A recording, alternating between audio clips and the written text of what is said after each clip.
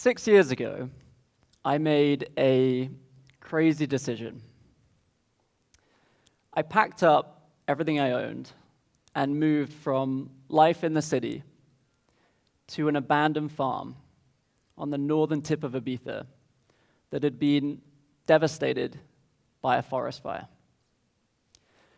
The farmhouse had survived, but the pine forest around it had been leveled to the ground. Honestly, it looked a bit like a nuclear bomb had gone off. When I had left the city, I had these romantic ideas of how I was going to arrive and start to restore nature. But when I got there, I felt totally daunted on where to begin. In those early days, every time I would look at the charred landscape out of the window, I wondered if I'd gone completely mad. However, I soon began to observe this incredible process. The pine cones that had popped off like grenades in the fire had landed in this nutrient-rich ash, where their seeds, unlocked by the heat, started to grow. It wasn't long before new pines started to emerge, followed by aromatics and native bushes. And then came the wildlife. Rabbits returned, nesting under the growing shrubs, and birds began to perch again on the tops of young trees. Fast forward to today, and the view out of that exact same window is of a young, dense pine forest with a growing chorus of birdsong. You see, nature always finds a way to rebound in crisis. That's what makes it inherently regenerative. And so as a designer, I've become fascinated by how we can shape our world in a similar way. As we navigate increasing disruption to both the climate and the environment, how do we become the seeds of the pine cone that are released in the heat of the fire? I think this starts by shifting our collective goal from becoming a sustainable culture to a regenerative one. Now, I know that sustainability has long been our North Star, but rather than doing less bad, I think we can go a step further by embracing a story where we all become participants in the process of regeneration. A very simple way to think about this is that we need to move from a line to a circle. So you can think of the line as our current one-way relationship with the natural world. Take, make, waste. We see this pattern everywhere. In fact, our entire economy is built on it. But this conveyor belt of extraction has no way of being sustained simply because we're taking more than we give back. So then, in contrast, a circle represents a reciprocal relationship. Take, for example, the circular economy. This idea that the food that we eat, the water that we use, and the materials that we extract all have the potential to have some of their nutrients cycled back, becoming building blocks for the process to begin again. This is the secret to regeneration. When we create the conditions to close the loop, nature can do what it does best. In fact, it turns out we've known how to do this for a long time. Deep in the Amazon rainforest, one of the most biodiverse places in the world, researchers have uncovered these vast stretches of land known as terra preta, or black earth. This ancient soil seems to have been made more fertile by humans who intentionally cycled in things like organic matter, biochar, and even microbes. Today, it's a super soil that supports all of the biodiversity in the rainforest around it. And in North America, growing evidence reveals how indigenous groups have long served as land stewards, shaping entire ecosystems through controlled burning and intentional planting. These are practices that help shape some of the landscapes that we recognize today as stunning national parks. So we know that we can be part of the process of regeneration. We've done this before. The question becomes, what does it look like for most of us to engage with these practices in our everyday lives? Well, it turns out one of the best ways may be through food.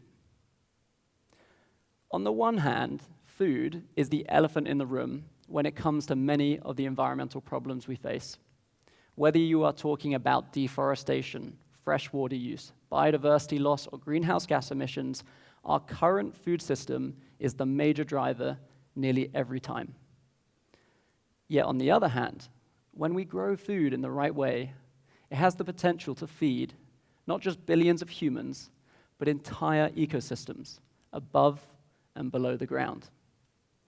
This is the claim of an increasingly popular practice known as regenerative agriculture, which right now is taking the world of farming by storm. I became really interested through my own work to find out if this was true. Can we design a food system that not only feeds people, but also the planet? So, when the opportunity came up to lead the design of turning a 20-hectare abandoned dairy farm in the heart of Ibiza into a community food hub and regenerative farm, motivated by the transformation of the pine forest I'd seen where I live, I was all in. 50 years ago, this site used to produce milk, cheese, meat, and fruits. It was a place that really served the community. But 10 years ago, it shut down, priced out by cheaper imports. This is an increasingly common story across the island and much of Europe as we shift our food production towards centralized industrial agriculture. The small-scale producers can't compete. In fact, Ibiza, once upon a time, was almost entirely self-sufficient, made up of many small holdings. However, today, a globalized economy and a boom in tourism has left most of our agricultural land fallow, and instead, this little island imports up to 98% of the food that it consumes. Not only is this a threat to our food security, if supply chains get disrupted, like we saw recently in the pandemic, but the problem with importing industrial food as the main source of our nutrition is that it's a classic example of the line in practice. We extract from nature without cycling proper nutrients back, and over time, the health of the soil and the ecosystem around it start to degrade. So when it came to our project, we began by feeding the soil. We mimicked the same techniques that have been used in the Amazon for thousands of years by cycling in things like food waste, horse manure, and biochar. This helps create an entire world of life below the ground, kickstarting the process of regeneration. And then when it came to planting into that soil, we asked, what would nature do?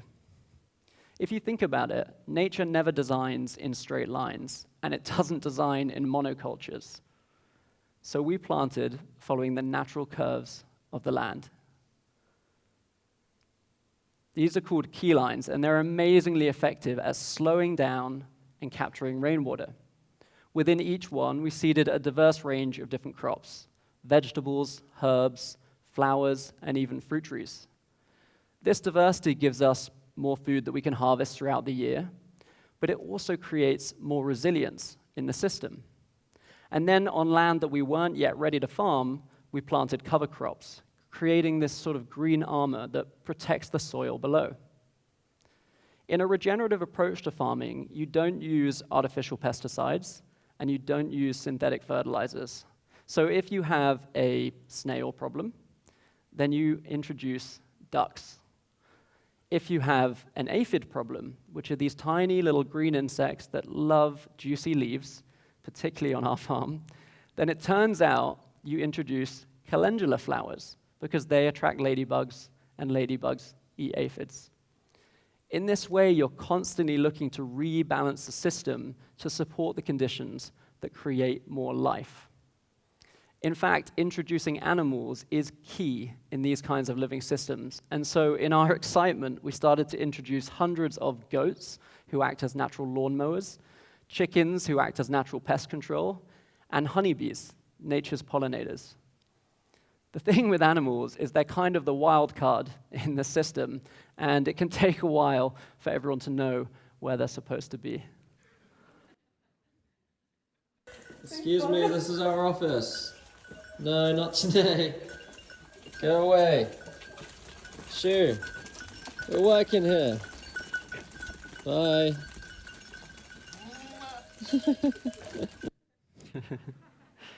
However, after just 2 years of feeding our soil, planting a ton of seeds, and eventually integrating our animals, I can tell you that our once abandoned cow farm was starting to hum with life.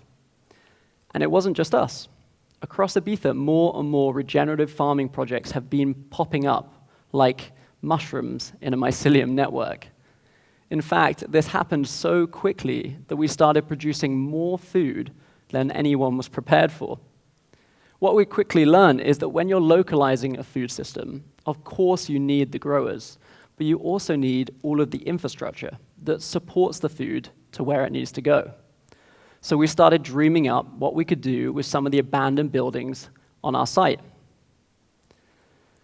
We started with the old slaughterhouse. This place still had the smell of dry blood in the drains, the roofs were leaking, and it was clad in these toxic asbestos roof panels. But motivated by this transformation we'd already seen on the farm, we began to renovate and retrofit the building. We reimagined it as a community food hub for processing all of the food coming off our farm and this new network of regenerative growers. We called it the House of Harvest, La Casa de la Cosecha. At the front of the building, we created a farm shop and a tasting room, connecting the community directly to food that's grown on the island. And just like the farm, we used circular design principles. We replaced that old roof using these wood fiber panels. We insulated all of the walls using a mixture of clay, cork, and lime. And we even replaced some of the floors using reclaimed French cheese boards. These are all natural materials that sequester carbon as they grow, and at the end of the building's life, they can be recycled back into the system. It turns out that people are hungry for these kinds of spaces in their community, because to our amazement, every week we see hundreds of people turn up for volunteering, farm tours, workshops, and tasting experiences. And every day, more and more food is being grown through the network. This is regeneration in action. But it's about so much more than just farming. It's about weaving new connections between people, life, and the land. Or to put it much more simply, it's about putting the culture back into agriculture. Now, I don't know about you, but this is a vision that starts to give me a little bit more hope for the future. However, we do need to be careful. Today, the definition of regenerative agriculture is still being hotly debated, and so the certifications are still being developed. The major risk right now is that we greenwash this term before we've had the chance to truly define it.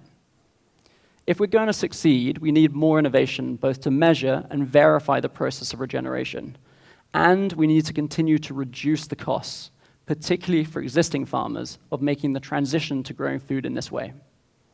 So this is where I invite all of you to join this movement. You can support regenerative farming directly through the choices you're making 3 times a day. Ask where your food is coming from, who's growing it, and if it's really feeding both people and the planet. If food's not really your thing, then the good news is regenerative practices are now emerging in many areas, from how we design cities, to businesses, economies, and even communities.